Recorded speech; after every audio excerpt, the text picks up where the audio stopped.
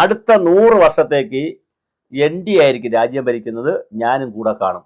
ഇത് പറഞ്ഞത് ഞാനല്ല, സാബു എം ജേക്കബ് എന്ന് പറയുന്ന 2020 നേതാവാണ്.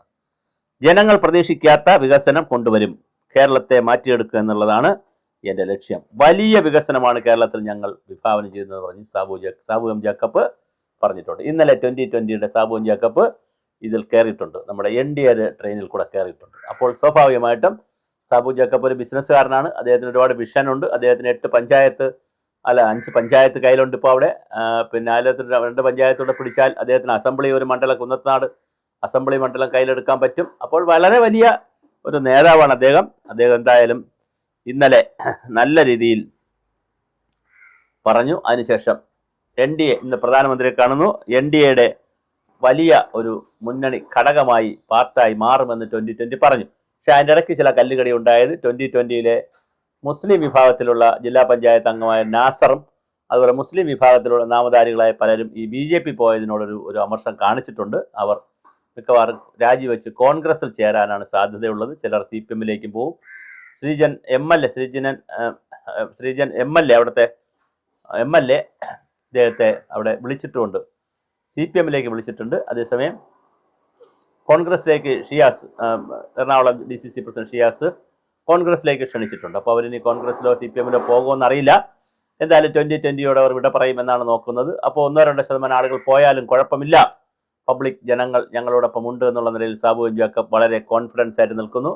എന്തായാലും കേരളത്തിൻ്റെ വികസന രംഗത്ത് പുതിയൊരു മാറ്റം, കാരണം വ്യവസായി എന്നുള്ള നിലയിൽ അദ്ദേഹം വരുമ്പോൾ വ്യവസായ രംഗത്തുള്ളവരുമൊക്കെ സ്വാഭാവികമായിട്ട് മോദിയോട് അടുക്കാൻ സാധ്യതയുണ്ട്. രാജീവ് ചന്ദ്രശേഖരും ഒരു വ്യവസായിയാണ്, ടെക്നോക്രാറ്റാണ്. അപ്പോൾ വേറൊരു പ്രോജക്റ്റായി വരാനുള്ള കേരളത്തിൻ്റെ വികസനത്തിനുള്ള ബ്ലൂ പ്രിൻ്റ് എന്തായാലും അടുത്ത തെരഞ്ഞെടുപ്പിന് മുമ്പേ വലിയ തോതിൽ BJP വയ്ക്കാനുള്ള എല്ലാ സാധ്യതയുമുണ്ട്.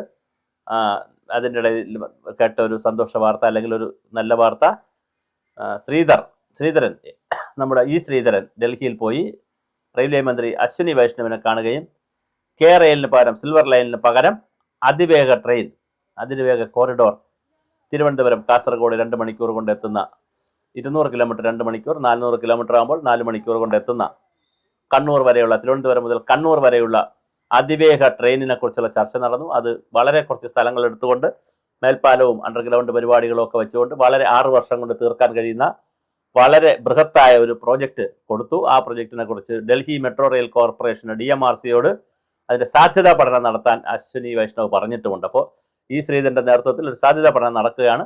അതും കേരളത്തിൽ വരാനുള്ള സാധ്യതയുണ്ട്. ഇന്നലെ 4 ട്രെയിൻ പ്രഖ്യാപിച്ചു. അപ്പോൾ കേരളത്തിൻ്റെ വലിയ വികസനത്തിന് വേണ്ടി സാബു എം ജേക്കബ് കൂടെ ആകുമ്പോൾ കുറെ കൂടി മെച്ചപ്പെട്ട ഒരു രീതിയിലേക്ക് മാറാനുള്ള എല്ലാ സാധ്യതയും കാണുന്നു. വികസിത കേരളം സാധ്യം ആകുമോ?